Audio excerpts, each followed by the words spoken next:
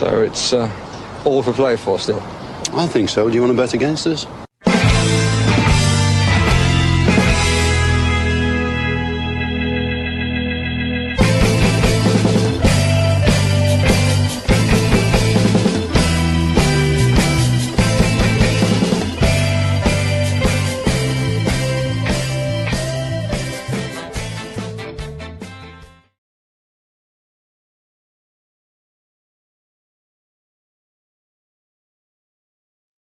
Hello, Aston Villa fans, and welcome to For the Love of Paul McGrath podcast. My hair is actually all over the place because I was underneath my desk trying to fix things. I was underneath my desk trying to fix the nonsense that does go on this podcast. So I do apologize. That's where all the messing was there. But we do have a team, Aston Villa versus Fenerbahce. Let's bring it up. So we've got Marco Bizot in goals, Cash, Lindelof, Mings, and Digne with Bogard and Tielemans, Sancho, Rogers, Buendia, and Watkins up top. Proctor, Wright, Konza, Pau, Garcia, Matson, Onana, Gesand, Jimaloba, Young, and Hemmings make up the bench. And to be honest with you, I'm fine with that team. I don't really have any issues with it. To be honest with you, the only real issue I would have with that team is that maybe he should have played, I don't know, maybe given Andres Garcia a go on right back. But realistically, like where we are, I knew he was never going to make 9 or 10 changes. It was always going to be smaller changes, or maybe should I say Lindelof and Mings there, I think is something that I mentioned last night. I knew Bogard was always going to start for me as well.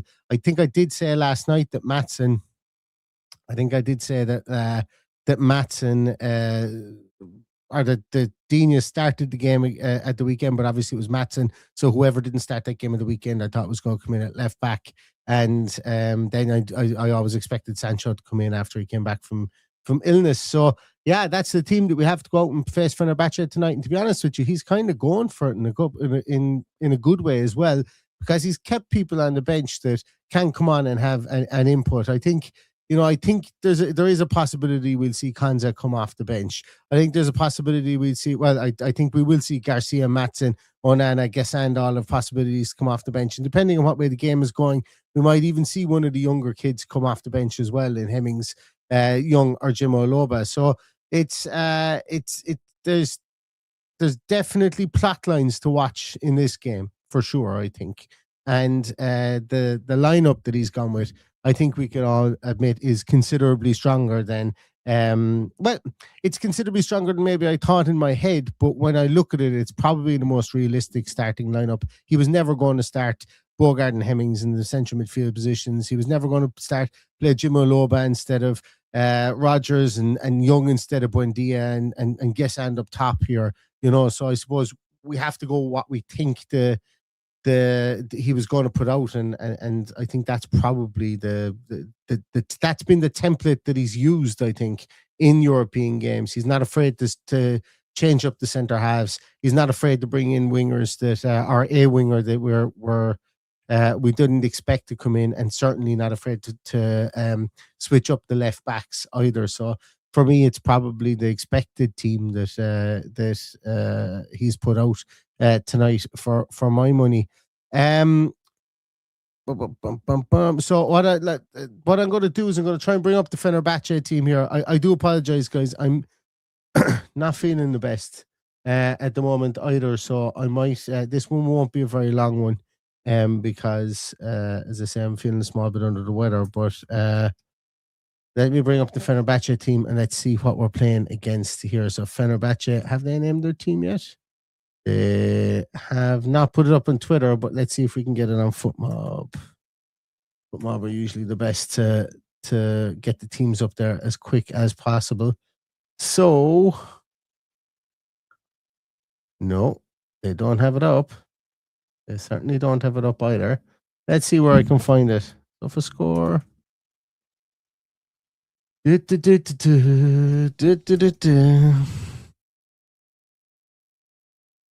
Whoops. Talk amongst yourselves there, guys. As I said, this is not the best. If anybody's listening back to this on podcast form, this probably isn't the best podcast that you're ever going to listen to, given that I am clicking here and not mentioning anything on this. Yes, so I do have it. I do have the team here. Let me just zoom in on that. I'll share up the screen. I might start doing this in future. Let me see. Boom, boom, boom. Oops, wrong screen. Here we go. So, of course, I scroll down through all this nonsense here, and I should be able to get to the bottom. I wasn't lying when I said this wouldn't be the best podcast in the world, was I? So there we go. So we have Ederson in goals, Semedo, Skriniar, Oosterwolde, Mulder are the back four, with Fred and Juksek in the two holding positions. Douglas Nene, Marco Asensio, and Turkoglu in the three behind John Duran, who does start this game. I didn't think he would start. I thought that they would play El Nesri there, but maybe that means that he is actually on his way out of the club, because he has been linked with not only Aston Villa, but he has also been more heavily linked with Juventus as well today. So it's so that's probably something to look out for as well. Let me see if I can get any subs. When you zoom in on this, it removes some of the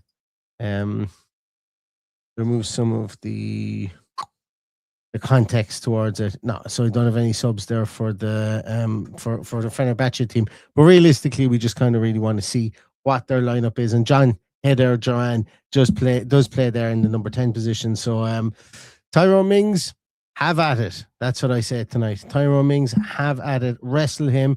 If anybody is going to know John Duran inside out, it's going to be Tyrone Mings. Given he spent all his time probably marking him in training.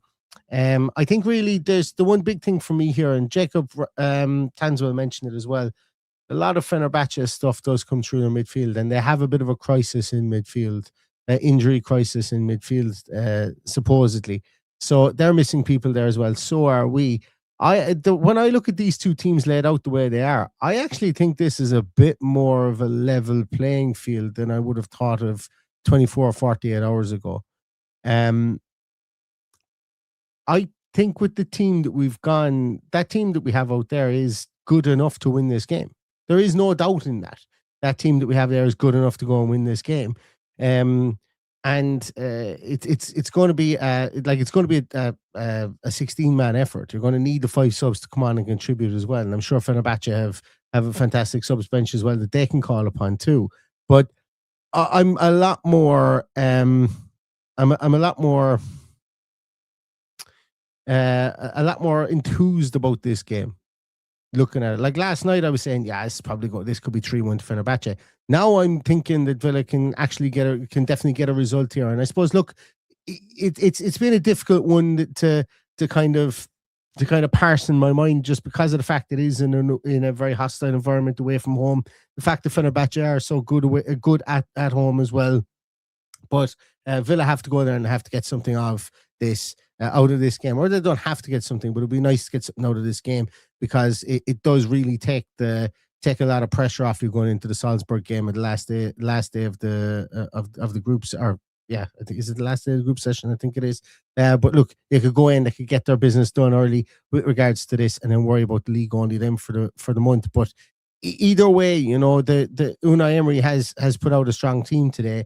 The big thing, as always, is touching all the wood and crossing all the fingers, is that, you know, you're not going to pick up injuries today. You want all those players to come off the field fighting fit and ready for the game against Newcastle at the weekend as well. But this is a pretty decent lineup that they've got out, as is the lineup against Fenerbahce. Very, very good lineup there as well. Obvious players that we're going to need to look out for, like Turkoglu is actually a very, very good player. There on that left-hand side, you'll see him cut in an awful lot.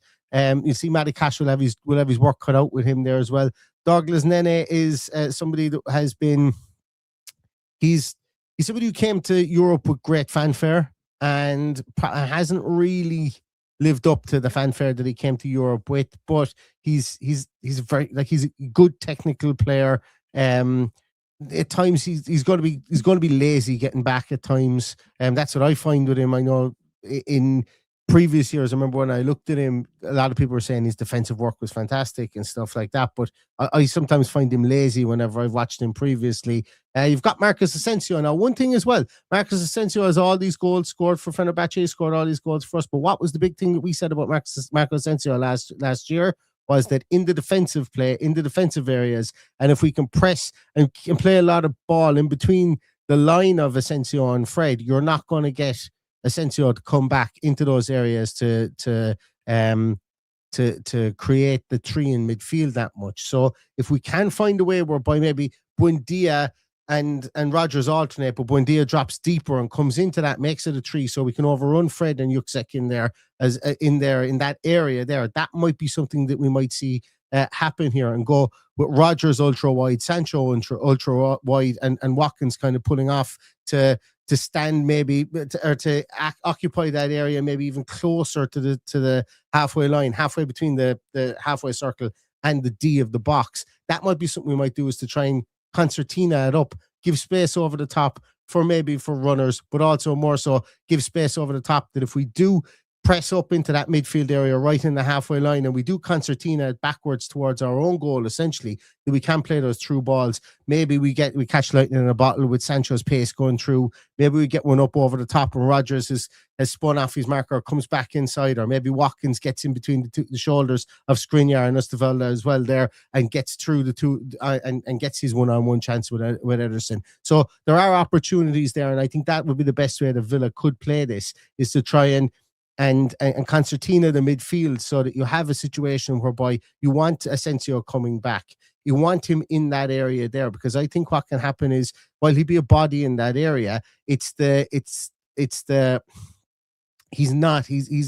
first mindset isn't to stick a foot in and try and tackle. His mindset is to occupy that space, and that's fine. What that will do is that might cause consternation between Yuksek and Fred as well, which will allow the likes of Buendia or Tielemans to get on the ball and tread through balls through. If there is a bit of turning around in there, if people are getting turned, if people are maybe not looking over their shoulders and stuff like that, that's what we want. We want that small bit of indecision in there, and by bringing Asensio, by having Asensio as far away from our goals and keeping him as close to their goals, he will get it unsure, and he did this with Villa. He got unsure of his positioning, specifically in a defensive role. And I think that Youri Tielemans might be able to start treading balls if we do get that, because if one person starts to get unsure, the people behind them are wondering what they're doing, and then for that split second, if you, as I say, once again, you catch lightning in a bottle, you get your through balls through, and you get your runners onto it, and then Villa could be away to the races then, and that would be nice to see. But it's obviously very fanciful and very fantastical the way that I said it all. That will work out perfectly. You know, we are going to have to mind him. Asensio is their top scorer this year, and he's somebody that is, you know, we know likes to have a pop from distance, and Villa are going to have to be very, very mindful. But once again, he's somebody that we've 6 months of marking him in training last year, or 4 months of marking him in training last year as well. So there is that opportunity that Villa have also had to get to know his idiosyncrasies, to get to know his, you know, when he's shaping up for a shot, and so on and so forth. And that's actually probably his biggest strength, is he doesn't telegraph things in that way, shape, or form with regards to his body, you know, his body language. But Villa will have an inside track, you would hope, on that, and because it is pretty familiar from when he was there. And, you know, shut him down, shut John Duran down, and then play your game against the likes of Fred and Yuksek. If you can play most of the ball in and around there, you'll be doing well, because, you know, obviously you'll be dictating where the game is being played, if that is the case as well. Good stuff.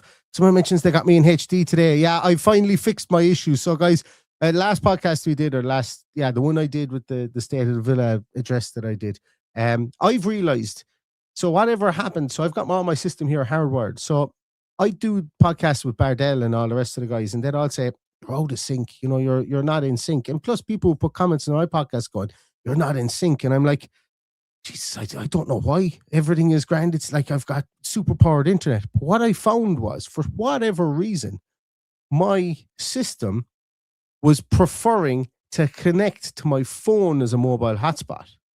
Even though everything looked like it was connected hardwired here, it was connected to my phone as a mobile hotspot. And that could be going on since Halloween. And that's been causing issues. So therein is the issue. Very simple fix, thankfully, but hopefully hopefully the picture is grand and the sound is grand, and we're all in sync tonight, because hopefully that is the case. Right, I'm going to come to some of your comments there, guys, and I am going to call it a day at that. I do apologize, but we will be back for a post-match podcast. It'll be probably the shorter one as well. As I say, I'm not feeling the greatest, but first of all, Nashville says, howdy from Nashville. I love that. Thanks a million for watching, good sir. Where are we? Wassive Manker asks, what's the packaging behind you, Neil?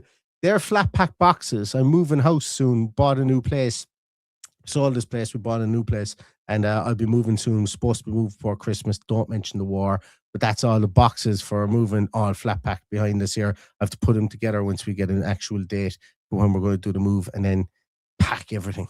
So that's what they are behind me as well. Where are we? Ronan Ward says no injuries. You're dead right. And I'm sure Connaughton will be in here saying don't concede any early goals as well. They're the two main mantras I want for today as well, for tonight. Daniel Cove says this give players a rest stuff doesn't sit right. People pay good money to watch live football and deserve the best players. I absolutely agree. I'd prefer to see my team playing Champions League football next year. And for me, I suppose that's, the pragmatism is for that. But obviously, look, there's a lot of people make good money to go away at Istanbul and to watch this game as well. And they deserve every bit of fair play as anybody else, but completely understand that viewpoint for sure as well. A lot of people thinking that we can win this. Jonathan says we could go out there and get a result with our injuries and get out unscathed. It would be massive. Absolutely. It would be absolutely massive for sure. It would be really, really great. And I hope that is the case as well. 38 Dor says Dean Smith helping us by going to take Harvey Elliott. That would be the first I've seen of that. But, the first concrete bit of information I would have seen on that. But that would be great news. That would be fantastic. As he feverishly tries to check Twitter here to see if that is the case. But that would be great if that was going to happen, because look, he's just not going to get a game here. Doesn't fit into an Emery system, so that is that's something we just have to run with. If Unai doesn't want to play him, then if we can find a way to get him out of the squad, that's fine. Wish him all the best in the world. It stinks for the kid, to be honest with you. Just for me, if you were to take it solely from his point of view, but at the end of the day, systems are systems. Players either fit into them or they don't, and it's probably one of the ruinations of football at the moment, the way that things like that can happen. Where else are we? AVFC Stato says, good evening, Neil, and good evening to you, Stato, because I have you linked up. So people, you will be thrown directly into Stato's stream after this game, or after this game. That'll be no good to you because he's streaming the game. So you'll be thrown into the to Stato's live watch along directly after this podcast. Stato will be watching along, and Dale, I haven't put up my post-match podcast yet, but I will put it up. It'll be probably in the next half hour or so. So I do apologize. It's not up there. I'll text you when it's when it is up there, and then Dale will throw you directly back into my podcast then afterwards for the post-match podcast.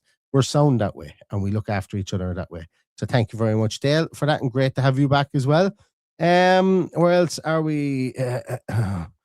Steve Deacon asks, so who's taking penalties these days now Malin is gone? Is it Sancho? I don't know. Tielemans, Rodgers, I don't know. We don't get penalties anyway, so we haven't got a penalty in the Premier League this year, so we haven't been able to test it yet. So there is that. Where else are we? Cassandra says Mings is captain. Absolutely love that. Yeah, it would be great. Cat Cannon says Maggio not on the bench. I didn't even expect him to travel, and it was only last night when we were going through it, and Remy Ongard mentioned it in the comments that he was there. I think that's just probably a good experience for him. But the fact that he's there and that he's training with the team in Istanbul and traveling with them away is I suppose lets us into to see that potentially he's somebody that could be in and around the squad if needs be throughout the course of the rest of the year, which would be nice as well. Andy Badger asked, new podcasting studio incoming. Yes, there will be an interim period whereby I may be doing it from a bedroom for a period of time, But the podcast, I will be getting a brand new podcasting boudoir outside, another outside office again as well. So just have to wait to pass that by the Minister for Finance, for who is my better half. But that will be coming in the next couple of months, hopefully. Fingers crossed. Where else are we? Richie Ryan says great news today on Financial Review, going forward in the right direction. Yeah, I think yes, I think it was. I also think it doesn't tell a full story as well either. But look, I suppose one of the big things here is getting the wages down to 71% is what we needed to do. That's good. Also, that's for last year as well. So, there's going to be a chunk of stuff coming off that as well. I put out something as well today. There's been a lot of transfers that we did. Like even the Enzo Barnechea one, 12 million definitely coming in. I think I once said that they were hoping that they would get the 20 million for Leon Bailey from Roma, but they were hoping they would get the 20 million for Leon Bailey. That's another bit of a buffer zone. That obviously hasn't transpired. But little things like this, guys, as well, you have good run in the Europa League. People were saying that there's a difference between the 72 million or whatever it was Villa made in the Champions League last year and the Europa League, where they're projected to make about 35 million. There's a gap there of about 30 million. Well, the new broadcasting rights that came into effect in 2025 for this year, the way that Villa are projected to earn actually 20 million more, somewhere between 21 million more, and 35 million more than they did last year. They're projected to earn that from broadcasting rights. So, remember I was talking about cap and salary cap and NFL stuff like that. And if we had somebody doing that, potentially maybe they have. Maybe they've borrowed from this year's cap side or broadcasting side of things, that when next year's funding comes out, we still stay within the 70%. Now, it means we tread water as such, with and it will still be one in, one out, but it means that there would be no panic sales before the end of June that we would need to have. I don't know whether that's the case or not. I'm just spitballing here, but there does seem to be a situation whereby they've taken into account future earnings, not leveraged against them or loaned against them, but taking into account future earnings and keeping it towards the 70% mark, which does give hope that we are coming to the end of our woes and our sanctions with regards to financial nonsense as well. So hopefully. Right. I think I'm going to leave it at that, guys, because I don't really have much more to say about the teams. Look, the team that we have out there is I think is good enough to go and win this game. Like, realistically speaking, if we were to, you might have Kanza in there, you'd have Pau in there. I think there's an argument that Dini would have started anyway. You take Bogard out, you put Kamara in there. I think there's an argument that three behind Watkins would have started in this game anyway. Yeah, okay, yes, you might have McGinn in there too. Maybe McGinn in there instead of Sancho. But in Europe, we've seen the players that are play. In Europe this year. So I think that that arguably, outside of the McGinn and Kamara and Kanza, outside McGinn, Kamara and Kanza, that everybody there would have probably been playing anyway. So it's one of those ones. We'll know anyway if this team is going to go and get a result in roughly about 2.5 hours' time, and we'll be back to talk to you about it in the post-match podcast afterwards. But in the meantime, everyone, go away and get ready for this. Get your beverage of choice, have a bite to eat, whatever the case is, and we'll see you directly afterwards on the final whistle. So in the meantime, everyone, stay safe, stay healthy, and all that's left to say is up the Villa.